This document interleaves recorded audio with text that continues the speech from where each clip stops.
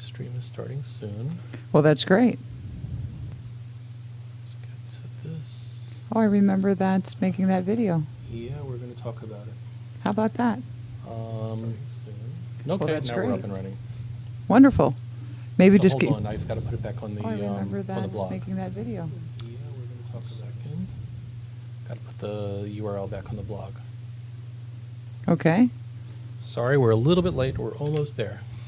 That's okay. Better to make sure that it's working and testing it out. These are all tests anyway.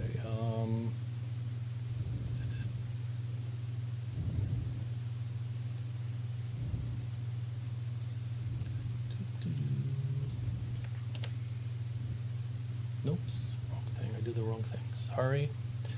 No, it's just because you're hurrying. I know. Don't hurry.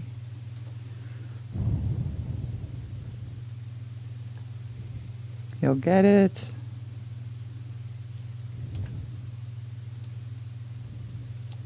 Okay. Update that. You ready to go? I hope so. Let's find out. Let's refresh the screen. Okay. Looks like it's good to go. Okay, refresh it again. I'll have to tell people.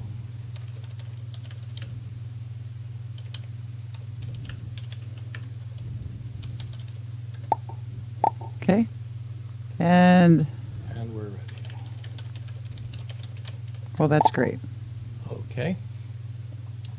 So, let's go. All right. This is live. Ah, look at that.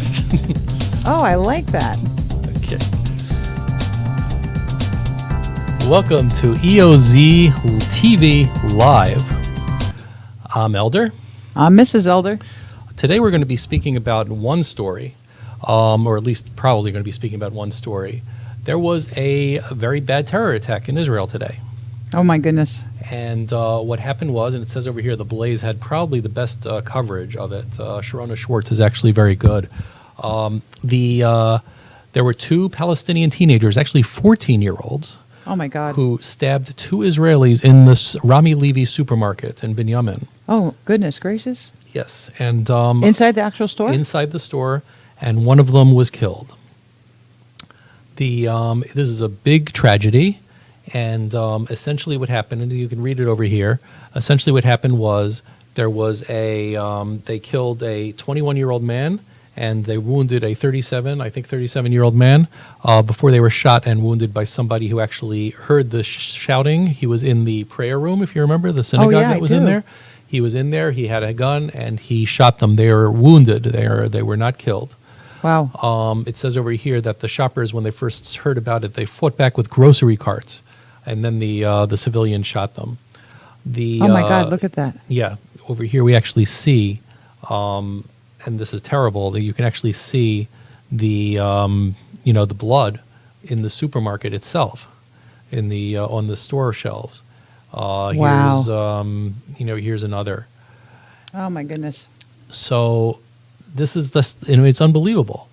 There's a lot of stuff to talk about the Rami Levy supermarket over here, but again, you can see a person was selecting vegetables. Everybody knew it was a terror attack, but again, they were 14-year-old kids that did this. And the kids are again already being celebrated as heroes by the Palestinians. It's just an unbelievable culture that they have, where a 14-year-old is considered a hero. They're considered. I had an earlier article today about the soccer team, the Palestinian soccer team, are called the Fedayeen, which is the name of essentially the terrorists that killed many Israelis in the 1950s and 60s. They refer to these boys as Fedayeen. Ugh. So That just breaks my heart. It's really, really bad. So that is so it's really, it's an unbelievable story, but it's what even more unbelievable is about Rami Levy itself, about the supermarket itself. The supermarket is, if you want to talk about coexistence, and supposedly people want to see peace and they want to see coexistence. If you want to talk about coexistence, this supermarket is where there's the most coexistence between Arabs and Jews, and it happens to be one of them. Rami Levy is an entire chain, but it happens to be in the territories. And this is the sort of story that the Western media really doesn't want to talk about much. I know, that's like a shame. There's a, as I remember mentioned- making this video. Yeah. We this is 3 years ago, on right before Purim. Mrs. Elder and I were in Binyamin. We had a tour, and we saw everything about the Rami Levy supermarket. They showed it to us, and I could even show you a little piece over here of what this is the manager of the store, Uzi Sharon, and what he said. Okay. Is there anything that you think, any misconceptions that you think that people might have about working here, living here, anything like that you would like to clear up? Uzi is saying that the world can learn about coexistence and cooperation, and that often Israelis and Palestinians who used to work together and had friendship, and that stopped because of the Oslo agreements and various things that happened after that. Here they have an opportunity to meet again in a neutral zone. Israeli workers serve Arab shoppers, and Arab workers serve Israeli shoppers. There's no difference about that. And it's an open area where both populations live together. And he recommends highly of going inside and seeing how both populations walk together, shop together, normal life, in other words. So, and it was, and that's really what it was. We walked in and we saw, the coexistence. The coexistence. Arabs were shopping. The day we went, there was far more Jews because it was right before Purim, so people were shopping for Purim. But it was it's just the way it was. We just showed video of, Arabs walking into the store. About half, many of the workers were Arabs. We spoke to one of the workers. He unfortunately refused to be put on video. Yeah, I know. You remember that? Yeah. But he was ecstatic to work there. I asked him lots of questions about what it's like to work there, and he loved it. He absolutely loved it. He loved the way he was treated. He loved the respect that he had. He was one of, and he was I believe he was a manager at the store as well. Unfortunately, again, because of the way the intransigence of the Palestinians and the mindset that they have against coexistence, he was not, he would not allow himself to be put on TV or on video. But he was super happy. The only question that he was reluctant to answer when I asked him, I said, if there would be, a so-called peace agreement in which they would be separated, there would be a separate state of Palestine, would he want to move to Israel, or would he want to stay in the Arab side? He refused to answer that question. But it was a tough question. Yeah, that is a tough question. But it was, but he was completely happy about it, and we showed, and I'll just, I can just mouse through the other parts of the video. Here's what it is. This is the supermarket that that everything happened in today. That the terror attack happened. Just play it while you're talking. Well, we would, there's sound on it, so I don't want to, have crosstalk.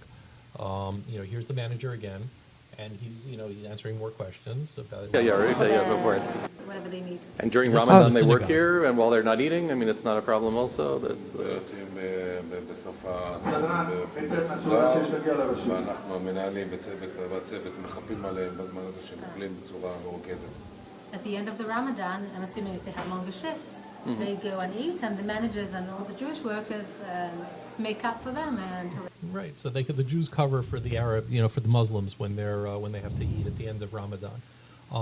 I asked him one question. At the time he said that he was he would give out packages for the Arabs at Ramadan. He would give out the packages for the Jews, like Mishloach Manot, before Purim. So I remember I asked him the question, do you give the Mishloach Manot to the Arabs as well? And there was the only case of discrimination that we could find. I know, right? You remember that? Here's the discrimination. For the Arabs, he gave them also food packages. He gave them, however, he took out the wine because Muslims don't drink alcohol. Right. So but I thought that was exceptionally thoughtful. It is, of course, it's thoughtful, and it's and that's but that is the only difference of how he. I asked them if if there was also a prayer area for the Muslims, and he said generally they don't need a prayer area. They don't mind praying wherever they need to be. They don't need to be in a room for that. So in that case, there was a slight difference. The Jews that are working there, they want to, they want to Have a pray minyan? with they want to pray with a minyan with a quorum. So there was this little synagogue that was built in, and then this is the synagogue that we're seeing over here that the hero came out and shot the two terrorists. It's just an amazing story. But there's more to it. I mean, the Rami Levy story is so much of a bigger story because it shows exactly the difference. And and again, this sounds racist for people that are listening, but this is completely true. It's a difference between how Israelis look at coexistence, and this is settlers over here. What would the evil settlers, because this is in the territories, Yeah. how the Israelis, even the settlers, want coexistence, and how, again, obviously not the workers. The workers are fine with it, but I'm just saying how the general Arab community, the general Palestinian Arab community, is against it. What happened was a couple years before we did this video, I did a number of articles about Rami Levy. I was very interested in seeing this and for myself. The Palestinians were very upset over Rami Levy, and the reason is because it's inexpensive. I mean, the food is good and cheap. And a lot of Palestinian Arabs want to go there. They want to go shopping there. Not only do they work there, but they also want to go shopping there, which makes sense. It's open to everybody. There is a gate, as I recall, in the industrial zone it's at, but the gate is always open, at least certainly during business hours. They go shopping there, and there's no problem with that. The Palestinian Authority was trying to boycott all Israeli goods and all settlement goods. So they got very upset. So there was this article I have over here from Ma'an in 2010 in which they said they were going to be launching a boycotting chain against Rami Levy. Of course, it didn't work because you obviously saw there were Muslims and Arabs there when we were visiting. This is 2010. But they said that they were going to start punishing and be prosecuted. Anybody that was advertising or selling their goods, anything like that, Rami Levy products, they said they were going to. They tried really hard to stop any Arabs from coming. They said, and this is not in this article, but there was another one, they said that they were going to go and look at the license plates because the Palestinian license plates are obviously different from the Israelis. And they said they were going to look at the license plates and take note of that so they might be able to prosecute them afterwards. This is just unbelievable. It's just a shame. Yeah. It really is. And but I got to tell you, I certainly hope that they come to civilization one of these days. It's unbelievable, but it's anti-peace, and that's the thing that nobody really talks about. Is that it is there's nothing. If you look at the type of communities that are the types of the press releases, the types of initiatives, the supposedly from NGOs and from peace organizations, the Palestinians are exactly against working together with Jews and working together with Israelis. Let me ask you a question. Let's dissect it for a second. Mm-hmm. What benefit is it to them to work with the Jews? Nothing. Of course there is. What are you talking about? They have in the Rami Levy case, they have cheaper products. They get they are employed. No, but look at all the incentives that they get from all over the world if they don't and they keep creating tension. No, they have incentive from people that hate Israel. They have incentives Yeah. against it. However, the ones that are actually normal about it, the ones that are that talk reasonably, is they're the ones that are normal Palestinians, normal Arabs, are very happy. They understand it. They just want to work. They just want to live in peace. They just want to have normal lives, and they just want to do. They don't mind. It's the authority, and it's the media, and it's all of the pressure that they get, the peer pressure that they get against it. But on an individual basis, they just want to live together. They don't mind. They would. This is fine. Over 100,000 Palestinians right now work for Jews, whether it's inside Israel itself or I believe the last number I checked out was about 20,000 work in the settlements. They get paid more than double the rate that that they get from their own local businesses. Of course, they want to work, plus they have better, in general they have better benefits. They have better, working hours, And it is, they're all fighting over themselves to be able to get these sort of jobs. And Israel, as a matter of fact, just said they were going to add more working permits for them, hoping that this would be one way that would create a disincentive for these sort of terror attacks that we're seeing over here. The problem is 14-year-olds are being told on TV, they're seeing music videos, they're seeing all of this stuff that says that they're going to become heroes. And right now, these two 14-year-olds are heroes, and they're going to now inspire all these other 14-year-olds and teenagers to follow in their footsteps. It's pure incitement. There's it's nothing to do with frustration. It has nothing to do with all the other things that people talk about. Well, I say donate to Elder so that we can go ahead and make a change to this, because I'm willing to fight it just like anybody else who's on the line that can listen. We've got to make a change. And everybody is, and we all do have to work together to be able to do this. It's a very important that we that we don't just sit back and say, oh, this is a shame. There are things that we can do. There are things we can do as far as tweeting things out and sending emails and sending real letters for the people that still do that sort of thing. And and it's just like the pressure works. I mean, it's when the media says something wrong, or you can do something about it. You could actually make an impression. You have to be careful of how you say things, but it is tremendously important. By the way, this is not in the current uprising. This was not the first stabbing attack. This is not the first terror attack at Rami Levy. There was one in November as well. Who did that? Tell us a little bit about that. It wasn't a kill. The person wasn't killed, but an Israeli man was seriously injured. A 40-year-old man was injured in the attack, stabbed again in the upper body. And this was, again, back in November. Now, why do they choose, the Rami Levy supermarket to be able to do these sort of things? The one place where they're treated with respect more than anywhere else, where they have wonderful jobs, they're treated exactly equally. They can't say anything about Israeli apartheid there or something like that. So why do they choose a place like that in order to be able to do the attacks? The reason is because they are against peace. The last thing that these leaders want, and the last thing that they want to teach their kids, is to do peace. They don't want peace. They want to have a constant state of conflict. This is where they get their funding from, is from people that want to maintain the conflict. You think that, Human Rights Watch is going to say anything positive about the Rami Levy supermarket? You think Amnesty International would say anything positive about it? They're never going to. The reason is because they think that settlers and the settlements are the worst evil in the history of the world, and that it's a war crime.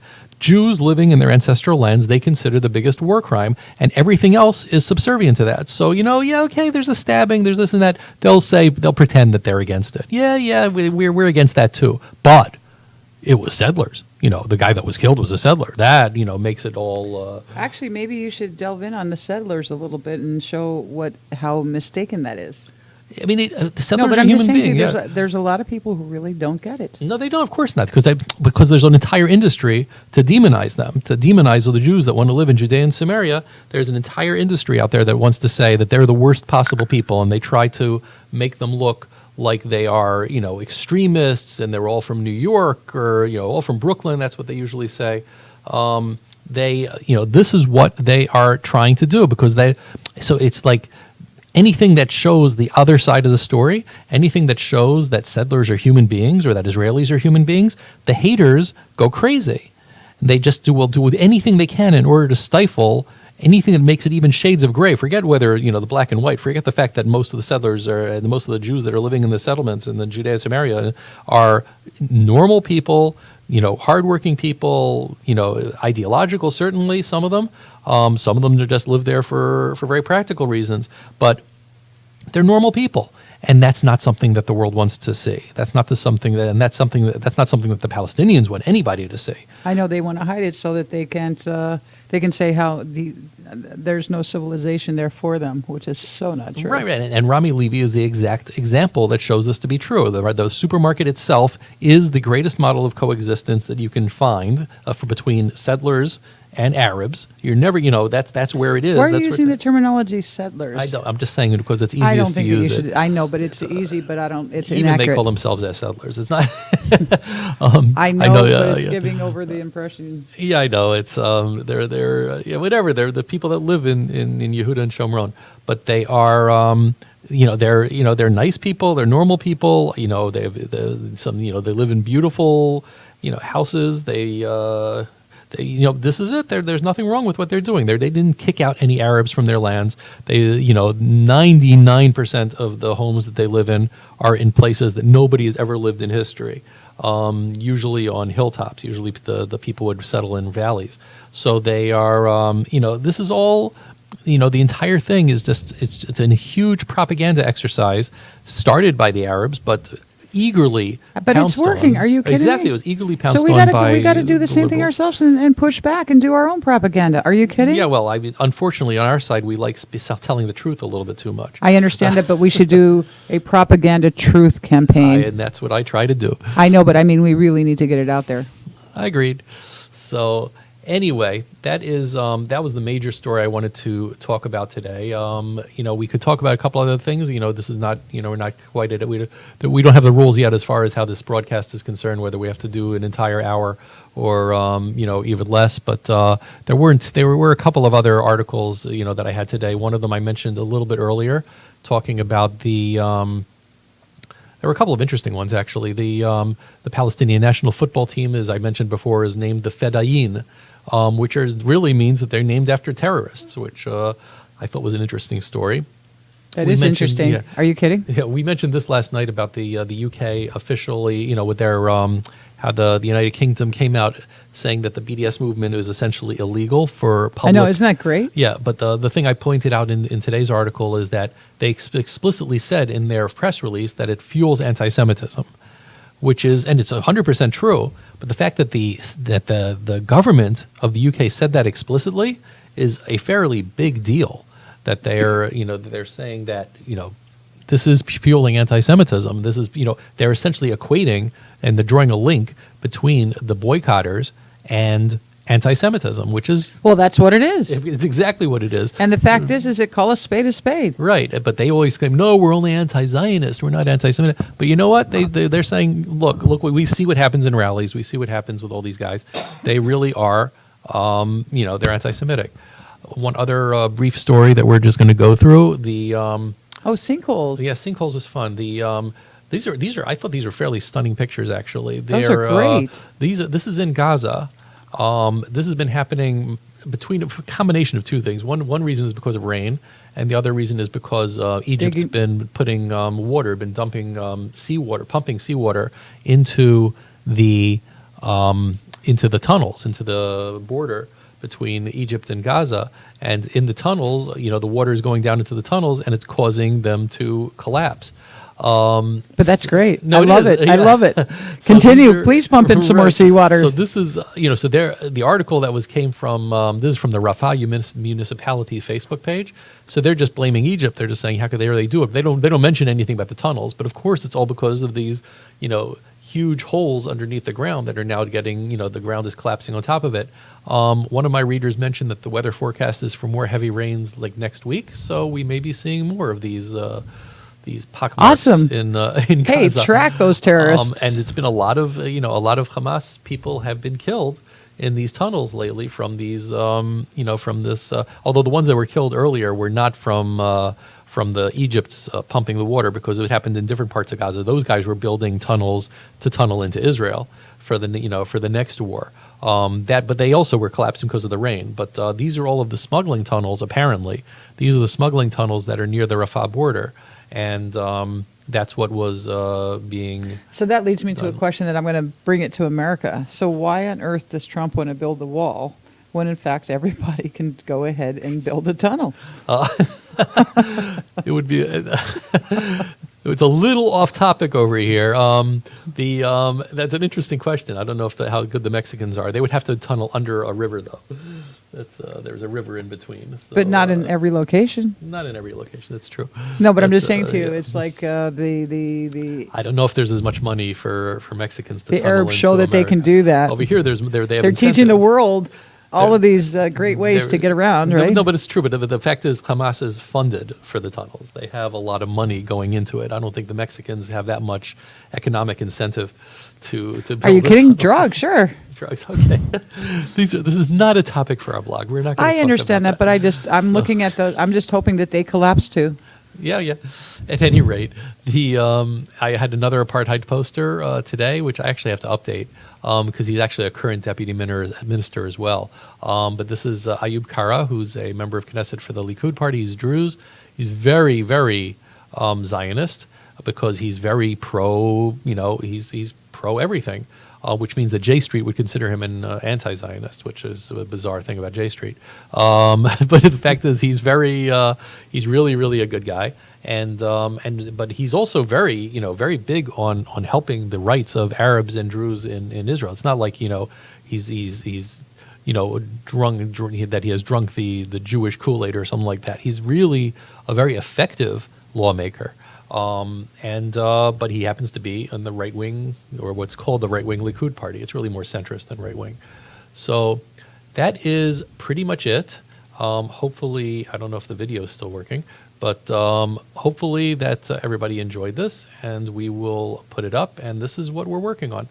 So and please join us if you have any comments or you want to ask a question. Please do so. Also, please don't forget to donate. Yes, we need to change the world. Okay, thank you very much. And to sign off tonight, this is Elder, and this is Mrs. Elder. And thanks a lot.